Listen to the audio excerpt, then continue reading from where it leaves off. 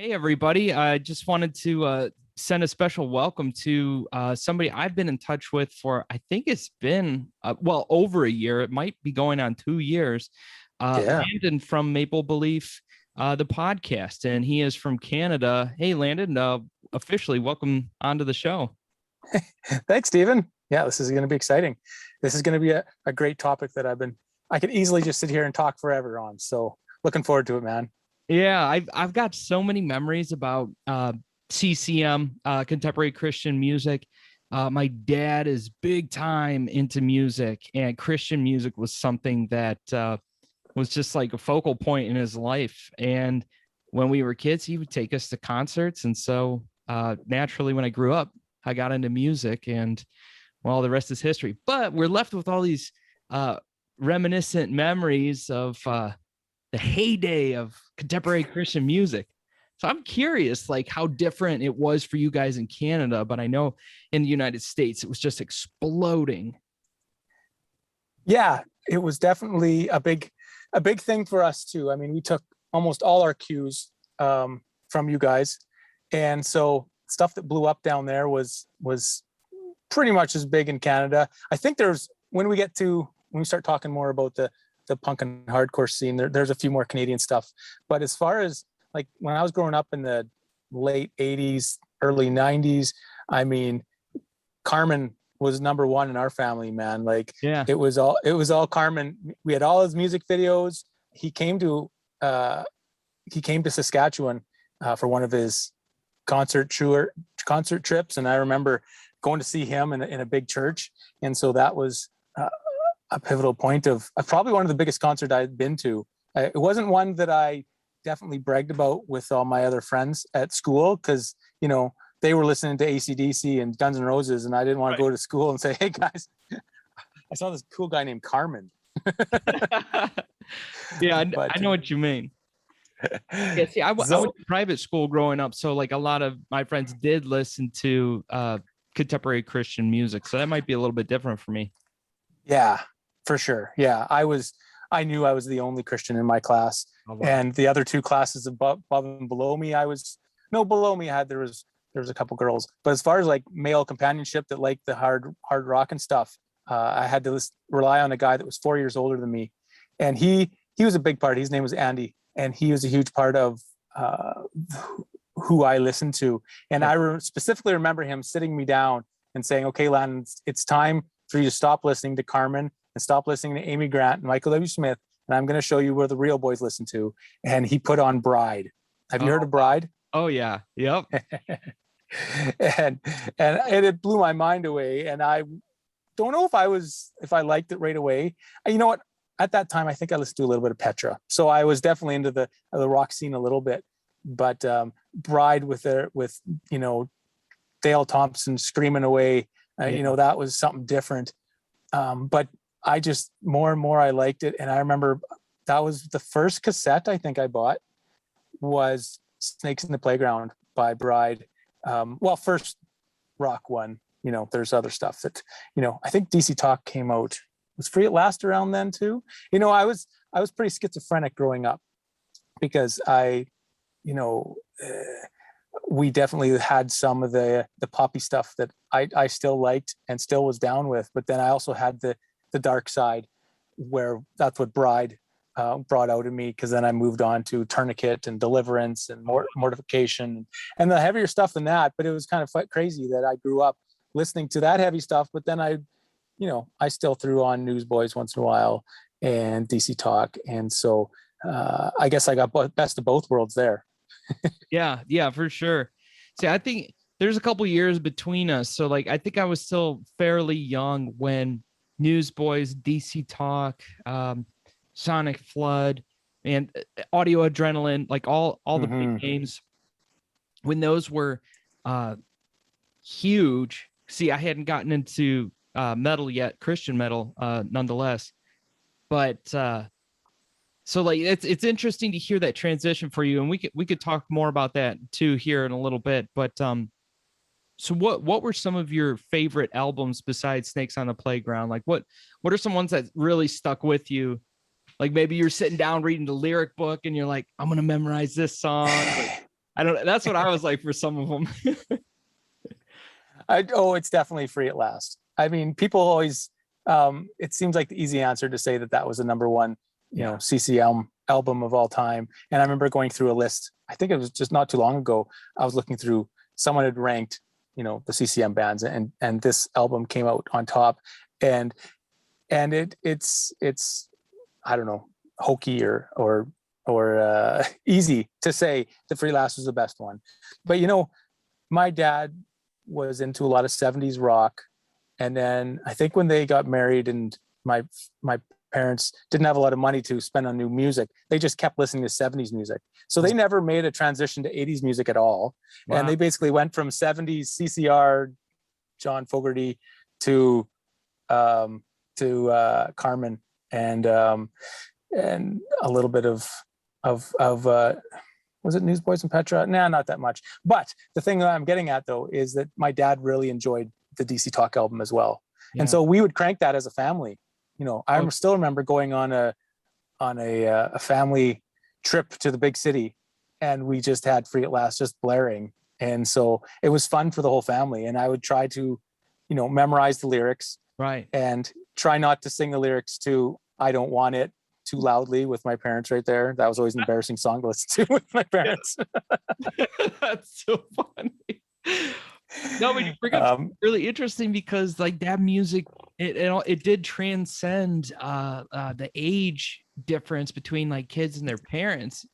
Like the music was really good. There was something really special about CCM, and especially DC Talk. They were doing, see, if you look up the genre from like old blogs and even Wikipedia now, they classify them as rap rock, which you're looking back and you're like, I don't remember it being like that. I know they had Toby Mac in there, but it's like that was rap rock. And how did that get so successful? Nobody was doing that. It was unique. To me, that was like it was a badge for a Christian content creator to have come up with something that unique and to be that wildly successful. Because anymore now you listen to Christian radio and everything is, ripoffs of a secular band. Yeah. I remember asking, there were some bands that would come through Greenville University and they would be on tour. They would stop at Greenville for a place to stay, a place to eat. And I would always ask them, what it was like to work in the actual music industry. And they said that record labels want you to be like a replicate of a specific successful secular band. And the label is telling you who to be just like. So like Sonic Flood, for instance, they had one album that they were told to mimic the Goo Goo Dolls. I think there was like they had the two albums side by side, and it's like some of the songs are almost exactly the same. It's like, oh, that's a shame. I wish it wasn't like that. But DC was special. Yeah, they were. I was going to say that. I mean, can you say that about DC Talk? Were they trying to rip anybody off? And I don't think you can say that they were. And that's a testament to their songwriting and to blazing new trails. Yeah. And yeah, no, you're totally right. And it's funny they stopped. It'd be interesting to see what they would have been like if they would have kept going, because I mean, Jesus Freak, for how good it is, it definitely took a lot of its cues from the grunge scene and a little bit more of the, not emo, but more of the guitar driven stuff. But okay, so you take DC Talk and they, did well to not get too much drugged down into the comparisons. But then you look at Newsboys and Audio Adrenaline, and when they started out, they were pretty awesome bands. Like even Newsboys, I could tell you a story about them. I mean, they were, my mom, we lived in such small town Saskatchewan that we had no way to buy Christian albums and Christian books. And so my mom was actually a distributor where she would go and place one of those spinning racks in grocery stores in small towns around us. And then they would buy, the store would sell them, and then she'd get the money from the book sales. But it was all Christian books. And I don't think there was any music, but they were able to get us music if we wanted. And so I remember getting Take Me to Your Leader before it was released. I remember getting it. and just listening to that album and be like, wow, this is really cool stuff. This is great. I didn't listen to any secular, so I wouldn't even know if it sounded like anything secular. Yeah. But I guess what I'm going to is now you look at the new Newsboys and the new Audio Adrenaline, and it does feel like they're, copying a lot of the trends or something. I remember Audio Adrenaline, a lot of people used to say that they sounded like, oh no, I can't remember who it was. Yeah. It sounds like stuff you would have heard on alt radio, really. Right. I know what you mean. Yeah. Yeah. And so I remember someone pointing that out to me and like, oh yeah, shoot, that does sound a lot like them. And that was a little disappointing. And even the metal side of things, I remember thinking that Bride was something amazing, and I'd never, there's no replicate or duplicate of it until I came across Twisted Sister. And I don't know if you know much about Twisted Sister. I don't. But when I listen to a bunch of their most popular songs, I'm like, oh crap, that's a lot like Bride. Ripoffs. Oh no. Oh no. Yeah. So that stole a little bit of my innocence from a kid, thinking that Bride was some amazing trailblazing band. Yeah. When really they sounded a lot like Twisted Sister. So anyways, that's a reflection of the difference in the industry now, because for whatever reason, during that heyday of CCM, you could be unique. There was that handful of bands that could be unique and be successful. And I would argue some of them were the most successful out of all of them, like the Newsboys, DC Talk, all of them. They were the most successful because they were so unique. Yeah. Whereas, like you said, today you hop onto the radio and it's like they cannot make a living making Christian music that's unique. Now, granted, yes, some are doing it, but I'm talking like beyond like a teacher's pay. I don't know how teachers get paid in Canada, but I know that like teachers don't really get paid a whole lot in America, which is a shame. But like I remember, man, what band was it? Man, I remember there's a parachute on the cover of it. Anyways, the vocalist posted his W-2 at the end of tax season and said, "Look, I made $20,000 this year touring." And he's like, "This was my full-time job to send money back to my family, this was my quote unquote career. The band is done." He's not making enough money doing, what they want to do. But if you get on the radio, you get with the record label, hey, can you make a mimic of this kind of song? So you got a lot of like Christian club music kind of stuff on the radio. It's like, I don't know, like, who is this for? That's what I always ask. I'm flipping through the radio stations. I hear this song. I'm like, it's not really worship music. So who is this for? Yeah. So it's not for me. I mean, I like metal. So like, I'm not the target market. I don't know what they're going for, but I think I remember reading this somewhere that Christian radio targets a 40-year-old stay-at-home mom. Wow. That is their target market. Is as a 40-year-old soccer mom. I think they use the word soccer mom. Oh wow. Okay. But it's definitely not you and me, No, but we can think back. We remember when it was cool. Yeah. So I was gonna ask, like, I don't know how often these bands would tour through Canada. Maybe you had a handful of your own, but do you have any like memories from going to shows in Canada that were like, man, that was legendary. That was the best? Well, we had a Bible college that wasn't too far away from us, and it was probably one of the biggest ones in Canada. I think they had something of, I don't know if it was 600 or 1,000. I think it was 600 in the Bible college, 1,000 including the high school. It was named Briarcrest, and it was in a small town, but it was near a city named Moose Jaw. But as far as Canada goes, it was one of the biggest. And so they were really good at putting on a really cool youth event called Youthquake. And they would try to bring up the biggest CCM bands. Every year they'd bring up one massive band. And so because of Briarcrest bringing in, I remember them bringing in Newsboys to Take Me to Your Leader concert tour. I remember them doing DC Talk on the, it might've been Jesus Freak, or was it? Anyways, so they brought in DC Talk, Newsboys. They all were there. I believe Audio Adrenaline was there. So I remember them. Like, I remember it being really cool to see Toby Mac do that stage dive off the speakers. Yeah. I don't know if it was like 20 feet high. It seems like he does that at every show. And I still remember that. That was pretty cool. Wow. And yeah. And then I remember in later years, they brought POD up, and they flew them up. And I was in Bible college at the time at a smaller one, but nearby. We had kind of a rivalry with this bigger one, but we only had 100 students, so we were a lot smaller. But when we heard POD there, we're like, okay, we can set foot there. We can go to the crazy big college just to go see POD. It's funny. In the end, I actually went there and graduated after I just transferred my credits from the smaller Bible college, Miller, to Briarcrest.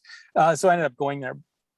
But they were a big part. If it wasn't for them, I would have missed so many tours. Wow. And so I was really happy. They have a huge church. I think it's the biggest church in Saskatchewan. It's just a massive auditorium. So it's great for that kind of stuff. So those are the Newsboys and DC Talk, POD. I remember for sure seeing them there. Yeah. And, that's the biggest guys that I remember. So, Petra came through. I remember that because if you watch the Petra music video, one of the music videos had crowds in it. And I remember that one of the shots were of that Briarcrest auditorium just full of kids. And so it made it onto the Petra music video. So I remember seeing that too. Yeah. So there was, like I said, we were very fortunate to be close to that Bible college. And then when I got to be older, more into the punk and hardcore, a few of the Tooth and Nail bands would come through, do a bar tour, but I don't remember seeing them. I didn't do a good job of doing it. I think I was probably too poor. After high school and moving on your own, you don't have money to drive 2 hours and go see a show. But I will tell you that there's one show that still sticks in my mind, and it was a Dogwood show with Undecided. And Undecided and Dogwood were both Tooth Nail bands. And so that was the first time I'd see a Tooth Nail band. And it was normally a bar, but they made it all ages just because I don't know if these bands asked for it to be all ages. Yeah. So that was the first time I'd ever been in a bar. I think we were probably 16 or 17, and there's about 6 of us guys piled into a van. And we all drove up there and drove back down that night. And that was a really cool show.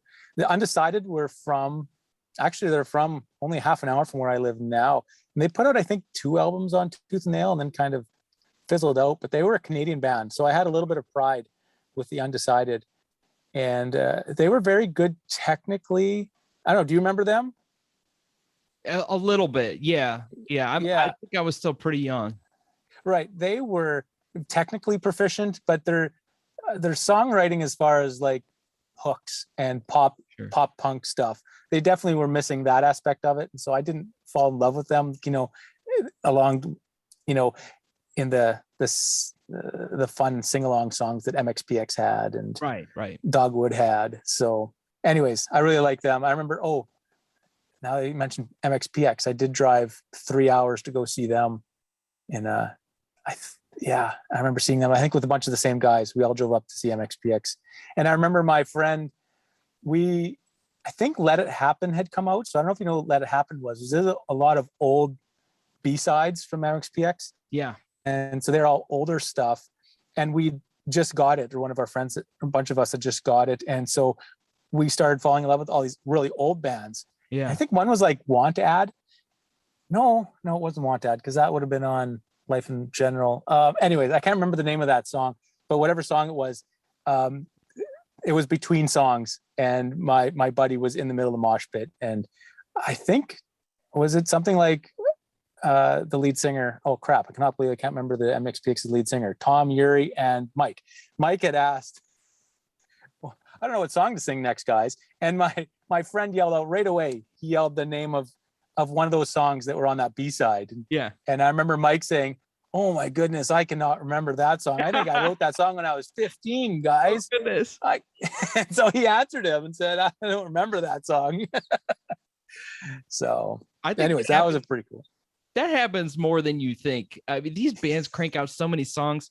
I bet my dad could quote this, but like, man, they'll put out like, I think they write something like 60 songs or something insane, or at least 60 hooks that have to be fleshed out in the songs. And then they would take that to the studio for a full length album and dwindle it down to your 10 or your 12 full-length songs, and people are like, oh my gosh, 60? Are you kidding me? But like, I got to sit in on some writing sessions when I worked at Lava Room Records, and they would literally bring in a songwriter who is not even affiliated with the band. It would bring him in, and he would sit down with the band, and together they would go through all of the hook ideas and song ideas, and together they would decide, yep, that one's good. No, that one sounds like Queen. Yeah, this one's good. Or, it was super interesting. They do this gibberish kind of thing where they'll play the hook and then they'll, and like because they don't have lyrics, so they're just singing gibberish, but they all do it. Even As Cities Burn, he does the same thing. He'll pop into GarageBand, the lead singer, and he'll turn on like auto tuner. I know that sounds funny, but he'll just like mimic words and not use real words, and have a melody just kind of get captured, and then he'll use auto tuner to pull his melody into a perfect take. Obviously that's not going to stick on a record. That's more for like, okay, we'll save that one, we'll bring that one to the studio, then they can cue it up and say, okay, we're going to put these words to that. The process is so cool. And they, oh my goodness, they'll sit there for like 12 hours, 14 hours, never get tired. Because once the wheels start turning, man, they got to keep going. They keep rolling. Time is money. They never sleep. Some cases they're using drugs to stay awake. It's out of control. I had this memory, just because you're bringing up like the MXPX and the alt, kind of like you said, grunge kind of transferring into metal. I remember going to see, I think it was Newsboys being the headliner, but they had Beanbag opening up for and so like I was a kid. My dad took me there, and we were there to see Newsboys. I know the Newsboys. I got the merch. I like the Newsboys. I'm little. I can't remember how old I was, but they got me up into like the front row. It was one of those 360 stages where everybody's standing around the stage. Super cool setting. Nice. The vocalist of Beanbag is jumping around, and he starts yelling into the mic, and then he puts the mic in front of my face, and I'm just staring at him. You're yelling at me. I don't know what you're saying. Like, I didn't like metal yet because I was little, but I remember being like embarrassed, but everybody thought it was so funny. And he would yell into the mic again, and then he would throw it in my face. I'm doing a terrible job of mimicking metal. I promise I could do that. But that's what it was like for me. And I was like, oh my goodness, don't put the spotlight on me ever again, please. That was embarrassing, but I look back and laugh now. I think that's really funny. It's even funny that they put Beanbag with Newsboys, right? I think Sonic Flood was there too. Okay. Well, Sonic Flood and Newsboys go a little bit more together. Sure. But Beanbag I think their ripoff band was Korn, if I remember correctly.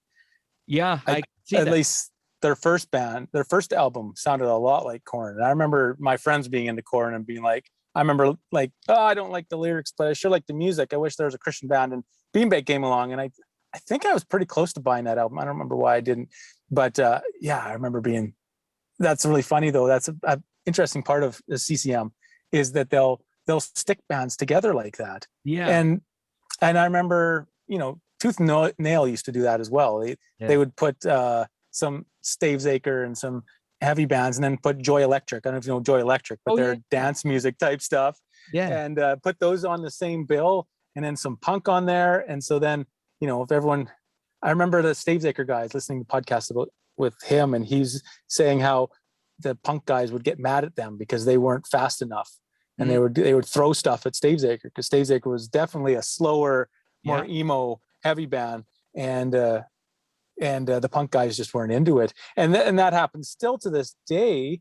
I just came across, I don't know where I was looking at, but Skillet has a tour, but the opening band is like, I don't know, it's like an acoustic folk band. And I'm like, who is gonna like both of those bands, even at the same time? I mean, it just blows my mind that they would put them on the same bill. Well, two things come to mind with me on that, because one, that the label is assuming that brand loyalty is going to just carry that show, and people are going to, Face Down Records, for example, and I know they're more like on the heavy side, but they do have some variety, and they'll stick all their bands together, obviously, because they're from the same label. But there is a brand loyalty following that Face Down has that I think Solid State had and Tooth and Nail. So I think they're kind of trying to rely on that. But I can tell you this, bands, when they're performing and like a different genre opens up for them, they get upset when that genre clears the room before they're set, and they're like, oh man, like, of course I love these guys, I'm traveling on the road with this band, I love them, but like, man, they're clearing out the room because these people came to see some metal or they came to see some rock and they don't want to hear metal, vice versa. And I remember being at this show at Peabody's Down Under on 21st in Cleveland, and this punk band was opening up for a really heavy metal band. Everybody was there to see the heavy metal band. They wanted to just get in the pit, get rowdy, get yelled at, get sweated on. They wanted that stuff. That's what they're there for. And nobody knew who this punk band was. So people started talking during the set. So the vocalist of the headliner, the metal band, came out onto the stage in the middle of the set. And he said, listen, guys, we love this punk band. And he's like, I'm going to tell you a quick story. And if you don't think this is metal, you could just get out of here. So he told us a story that earlier in the tour, this punk band, they were playing their set and the drummer wasn't feeling so good. He started sweating a lot. And he's got a fan sitting on the floor next to him to keep him cool because it gets real hot up there on stage. And he wasn't feeling good, but he kept playing and playing. Next thing you know, he leaned over to the side to throw up because he was just sick to his stomach. He threw up in the fan. And it blew all over him and the drum set, but he never missed a beat. He never missed a beat. Oh, nice. And so this metal vocalist is telling the story. And it's like, if that's not metal, then go. I don't want you to see my show. And people stopped talking during the punk set. And I was like, all right, okay.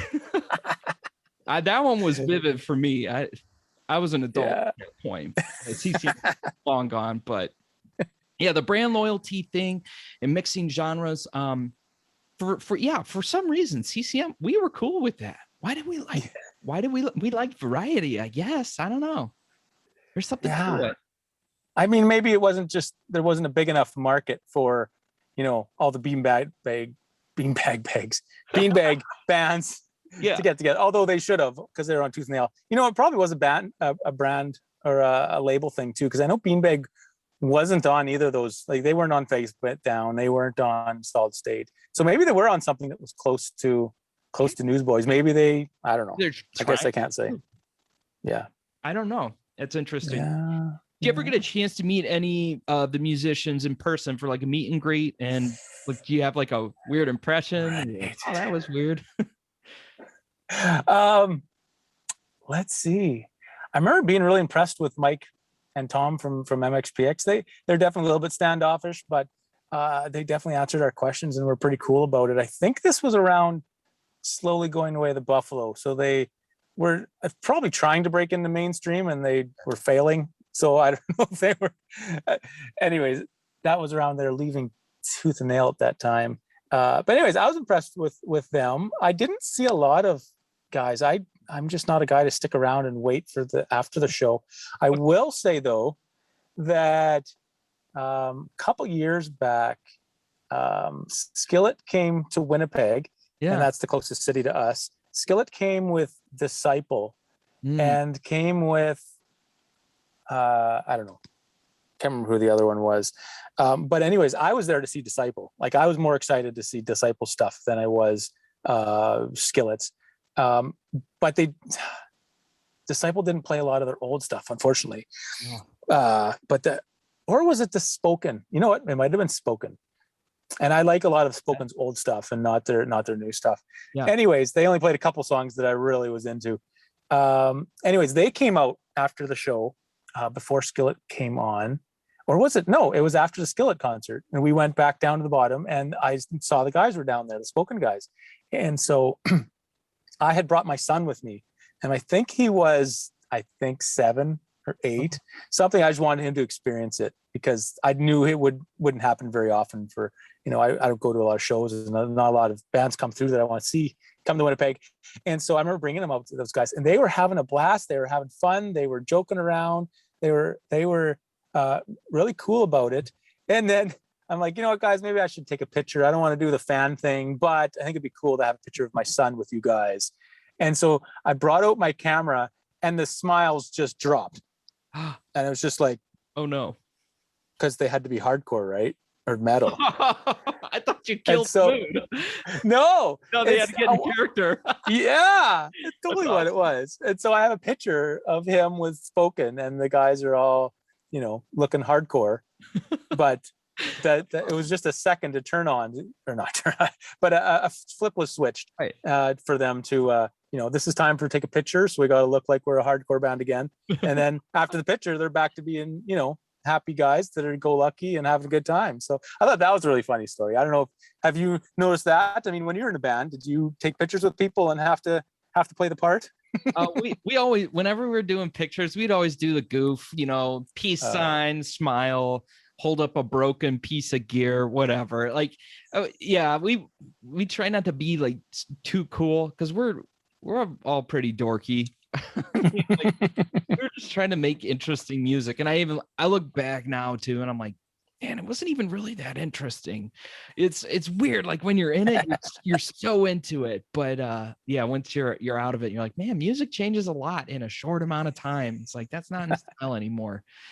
Although I do remember we met a lot of musicians growing up. My dad would always get the meet and greet for like Third Day, cool. Talk, all of them. And I remember being little and meeting Michael Tate and just being shocked at how big he is. He is tall. He's so tall, and he wears these boots, dude. We've got the huge soles on the bottom of them. Man, that guy is big. And I remember just like, you look at like an album cover, and like they'll Photoshop it so that the three guys in DC Talk all look like they're the same height. Ooh, Toby is a short guy. Mike is very tall. And so like when you see him in person, you're just thinking everybody's supposed to be like the same size as Tom Cruise. Not the case. I remember that one. And then I remember meeting Sonic Flood I was a kid for all this stuff. And I had brought a poster from that tour to have them autograph it. And who was on it? I can't remember who. One of the musicians vandalized, like they took a permanent marker and they drew like beards and eyes on the opening act or something like that. And they drew on the other band members' faces and then signed their names by it. And I always thought that was funny. But once you get into metal, the metal bands aren't so big. So like you're at bars and stuff, and you just walk past them. Hey, what's up? Nice set. Good job. It's more casual. It's not like you don't have stars in your eyes like, wow, this is so cool. It's definitely different. You get older too, and you're like, yeah, I mean, it would be cool to say hi. And yeah, I remember that too. Even about Spoken, as I knew that singer from, I had so many albums of his or whatever, and but you try not to be starstruck. And I mean, I totally wasn't, but I did want to talk to him, because I'm like, man, when am I ever going to talk to, somebody that I've listened to his music for 10, 20 years or whatever they've been around for. Not that I'd listen to them all the time still, but I definitely used to a lot. But yeah, no, I can't. I'm trying to think of other bands.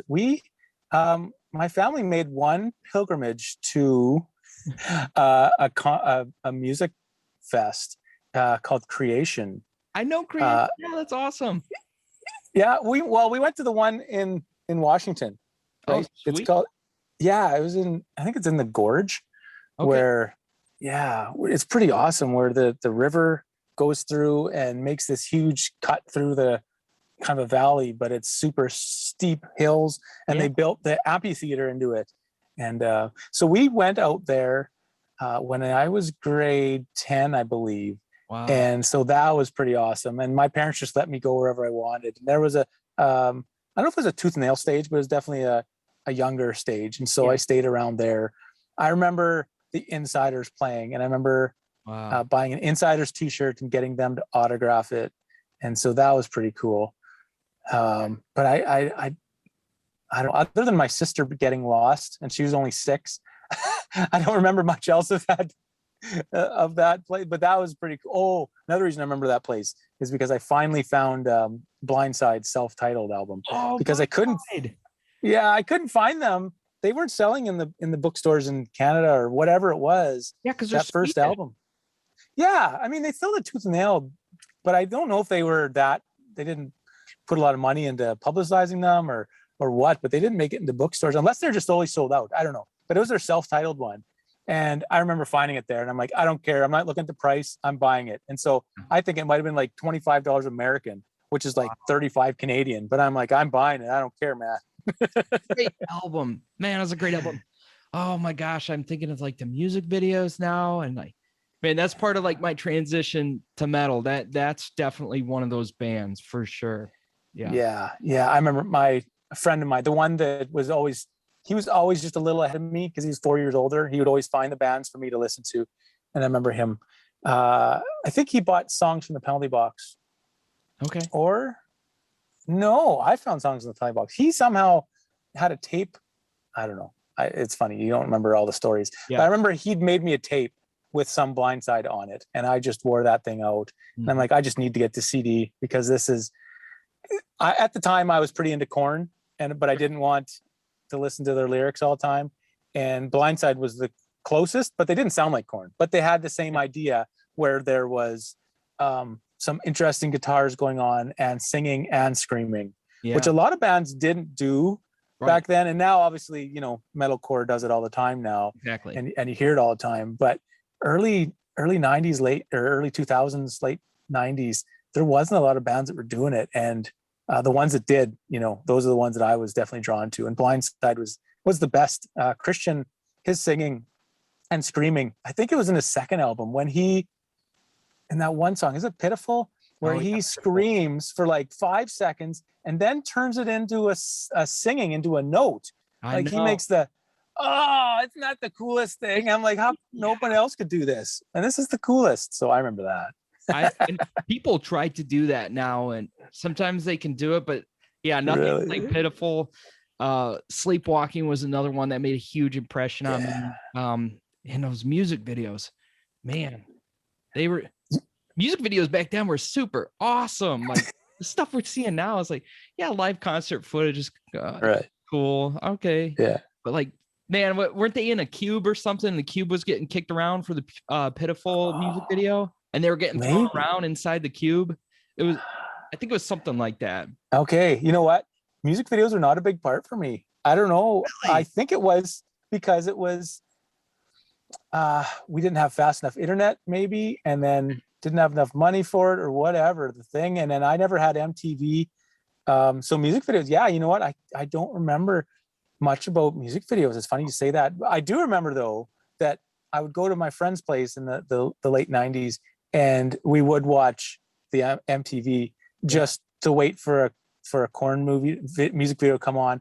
And then when POD made it, well, that is the coolest thing. The POD made it onto MTV. Satellite, all that. Yeah, and they had that one, is it Boom? Where they played table tennis? Yeah. With the Blindside guys. Did you know that? I didn't know that was Blindside. You got to watch that video again then, man. Because they play ping pong and they play against some old guys first. I know because I just watched it the other day. I showed it to my kids because I'm like, this is music, guys. This is cool music. Yeah. And then the end of it is POD playing against Blindside and in the ping pong game. And so you should rewatch it because that's hilarious. I think that's cool. But like I said, I didn't watch a lot of YouTube. Wasn't really a thing when I was in my teenage years. But we watched definitely some. You know what? It wasn't called MTV. It was called Much. We had our own. Okay. In Canada, we couldn't watch MTV because it didn't have enough Canadian stuff on it. There's a government department up here that mandates entertainment have, I think it's 15% has to be Canadian on it. Yeah. That's so wild. MTV can't make it because it's all American, or some Canadian, but the point is they're not bound by that. So we had to make it our own station. So they called it Much Music. Wow. And they threw on a whole bunch of Canadian stuff. And, it's good and bad, but there was a bunch of Canadian bands that made it bigger than they probably would have if it wasn't for much. And so part of me, I guess I can see the government's side of things of trying not to lose the cultures. I don't know. It's not like we have amazing different culture than the States, but there's some bands that I remember that were Canadian, like Our Lady Peace. Did you ever remember that band? That might have been too the name old for sounds you. familiar, but Yeah, they were huge up here. okay. Billy Talent. Oh, You know sure. that Yeah. one? Yeah. Okay. Yeah, they were all over up here. Alexis on Fire. Oh, yeah. I'm familiar with them. Yep. Okay. Yeah, those two. I mean, they made it into the States. Obviously, you've heard of them, but they were on every 5 minutes in Canada for Much Music, because Much Music would take all these MTV cool songs and then they'd throw on Alexis on Fire and what about Billy Talent. Secret and Whisper? No, Man, that's a band. Oh yeah, they were Canadian. And oh dude, it was good stuff, man. It's just really good. It's like Seosin. But it was like, I hate to say this, but it was like a Christian version of Seosin. Man, you got to check out Secret and Whisper. Yeah, they're Canadian. Okay, they're gone. Cool. They're gone now, but that was during that time. Yeah. The Alexis on Fire and all that stuff. Yeah. Oh yeah, no, okay. What's that name again? You said Secret and Whisper. Okay. And so they were, what kind of music would they play? It's like it's alt rock with like a higher singing, not like falsetto, but what's a good comparison? Like yeah, you said some kind of band, but I'd never heard of them either. Oh yeah, check out Seosin. You might like it. I would put them on a stage together with Blindside. Yeah, I definitely would. It's unique. It's its own genre. Like once you hear it, you'll be like, oh, okay, I get it. I get what they're going for. It's good songwriting. I like it a lot. Once the vocalist left the band, which he really was the star of the band, the rest of the musicians formed a metal band called Shreddy Krueger, which like the name is funny, but they make serious music. They have a couple good songs, but it's secular, so you'll get an F word here and there, which I'm not necessarily trying to just put in my ear holes, but yeah was the offshoot of that. Anyways. So maybe this is kind of a crude transition. I feel like I always say that. But what are your thoughts on marketing, for instance, Christian music for profit, like making a living making Christian music? Whoa. And maybe this could go for too long, but just like, what are your first reactions to that? My first reaction is I'm been steeped in it. So first off is I don't see an issue because, it gave me and you something to listen to that wasn't AC/DC and Guns N' Roses and Metallica, because those was what everyone was listening to in my junior high school time. And so to be able to find, Christian guys that were, or at least, well, we can get into that at least portrayed themselves as Christians, whether they were or not, it's a different story, but their lyrics were clean. And so it gives you something else to listen to, because you still want some of that, that hard music on one hand. So on one hand, I'm for it. On the other hand, now that I've come out of it, or not come out of it, because I still like some of it, but now that you take a step back from it, you can see some harm and some of the negative sides of Christian celebrity, right? Because you're giving these people an opinion, or you're giving you allowing them to speak into your life. And should they be speaking into your life? Should you be living your life by the lyrics of Blindside or POD? Because that's how my high school was I was internalizing the lyrics. And is that the best way for you to grow as a Christian? And a lot of the cases, it probably didn't help me grow as a Christian. It probably helped me get through what was a secular school that I had to go through, and the struggles of being the only Christian, and the suckiness of life. trying to get through. And so some of that music spoke to me, but was it theologically sound? I mean, was it, did it point me to the Bible? Probably didn't, So there's, I can see pros and cons to it, where I would like to see a band like more bands like For Today, right? Love For Today. Yeah. And I mean, his lyrics and the way they live their lives is a way that you can say, you know what, I want my kids to emulate that. Yeah. And I don't know a lot about them. I know of the lead singer and heard him speak and stuff like that. But that would be something cool to see. But I mean, then you still are putting him on a pedestal. And are you saying, is that lyricist your pastor now?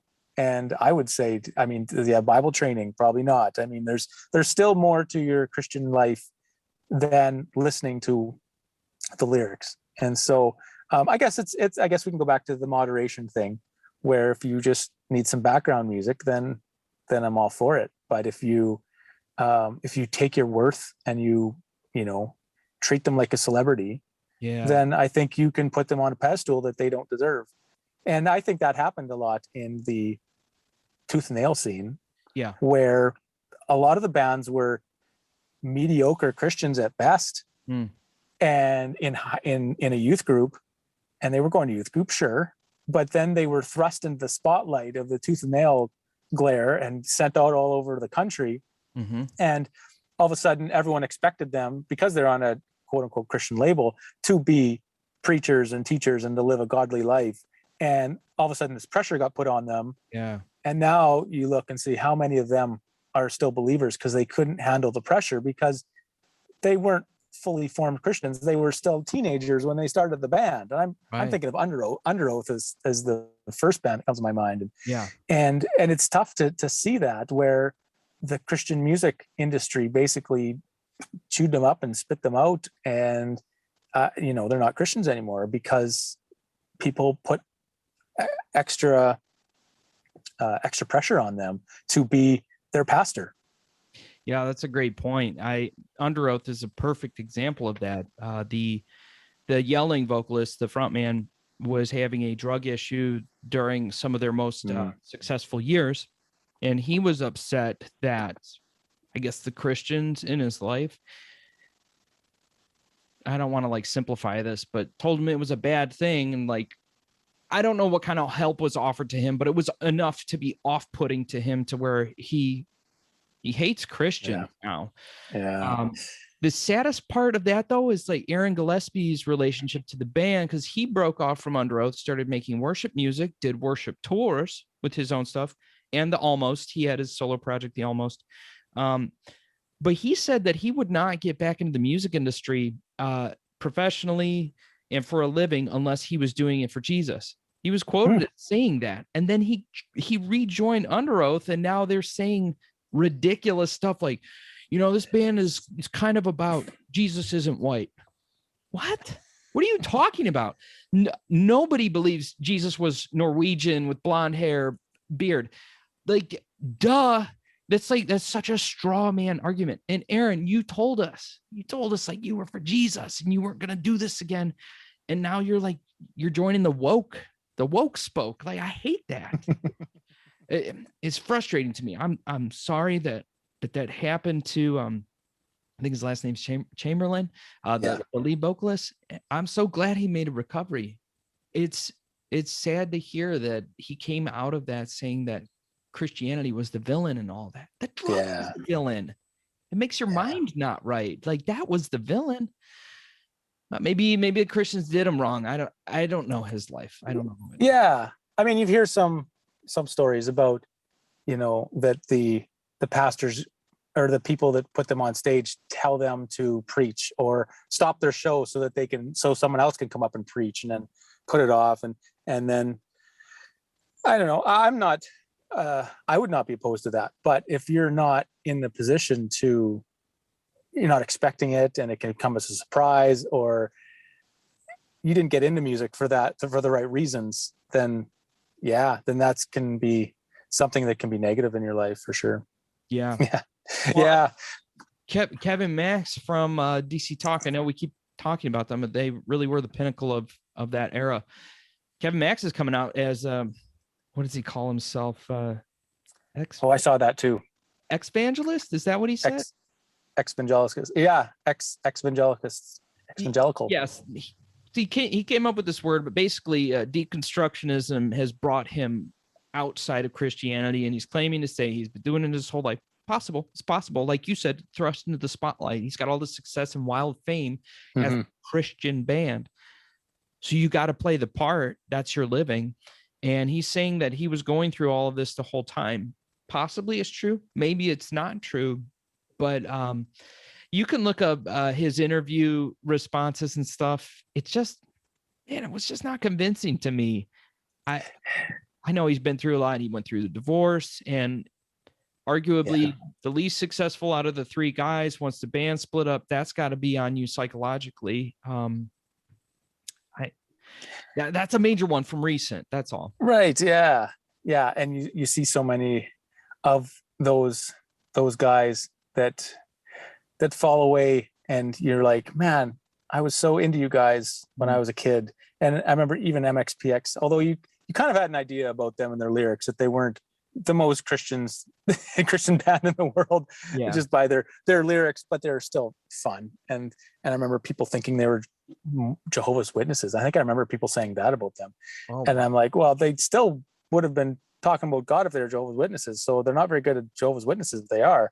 But they, anyways, I think it was just the rumor mill of whatever, of knowing that they're not Christian as much as you'd like them to be. So let's other them, or let's make them something else.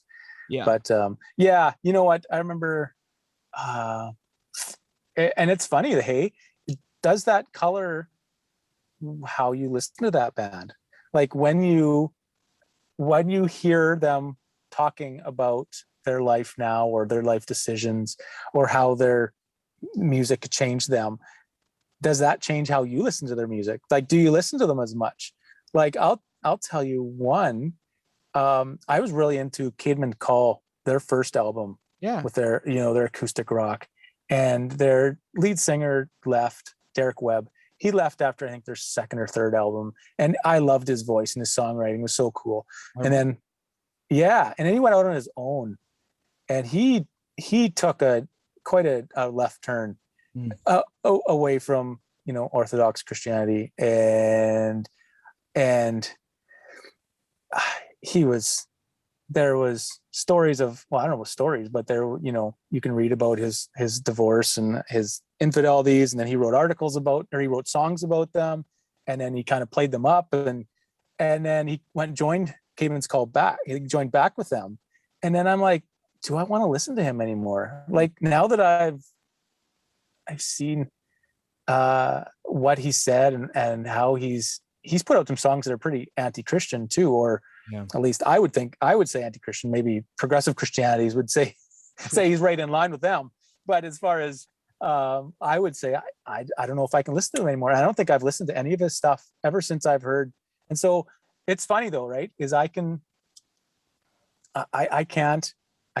pull him away from that band anymore and listen to that band anymore. Yeah. But I can see the hypocrisy in myself, because I'll go and listen to like Rise Against or Korn nowadays, and I'm like, I don't agree with anything these guys are saying, but man, do I like this music.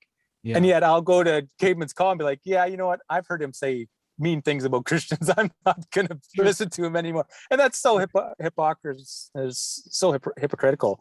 But I think maybe what it has to do with is I had a set picture in my mind of what Derek Webb was going to be for me. And, he wrote that song on that first album, something about his friend dying, something about, I don't know. It's a funeral song. It was right at the end of the album. And it was just the most powerful song.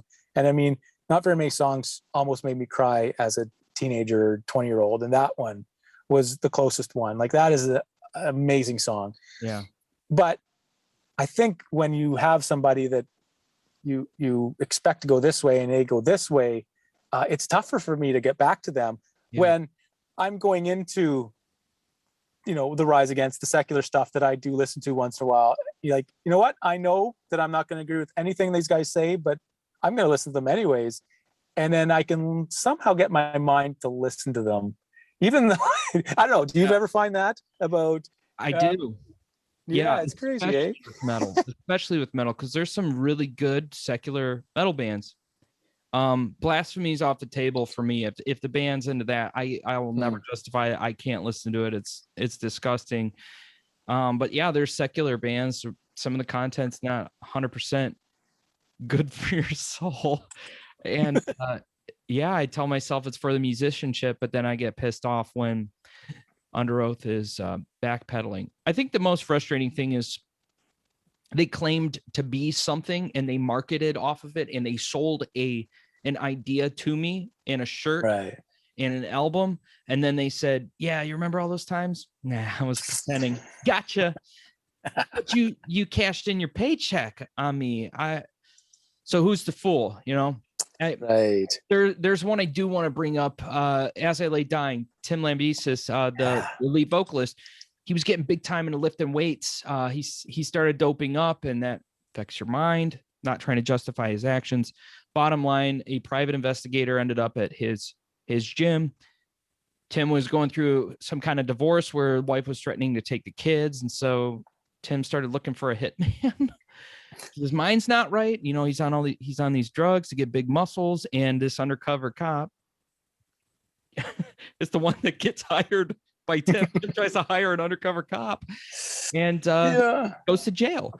Now, there is a redemption to the story, because As I Lay Dying is back and Tim is out of jail, and you're thinking, okay, like that was a metal band that had some kind of Christian affiliation, and like, wow, the vocalist is plotting to kill his wife and he went to jail, and now the band is back.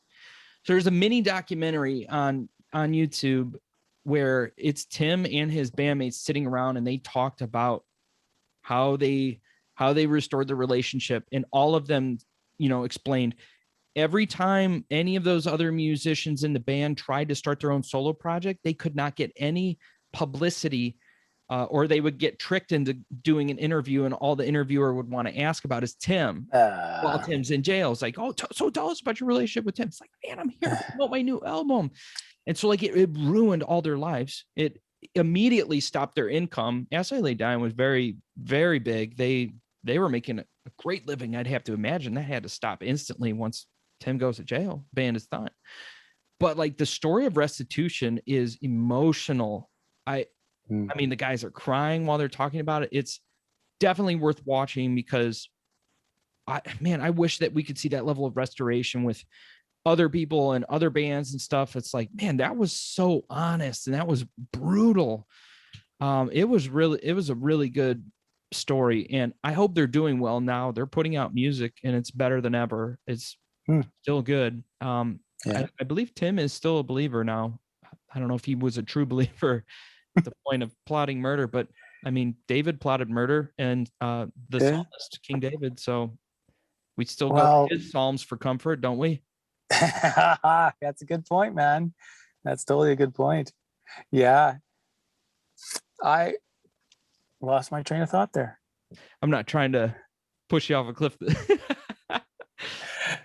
No, I think those are just a couple of examples of people who have walked away from the faith after marketing off of it. And I think the biggest argument that I've heard for marketing Christian material was that Jesus went to the temple and saw that they were selling animals in the temple, and he had righteous anger and flipped the tables, and you've turned my temple into a den of thieves.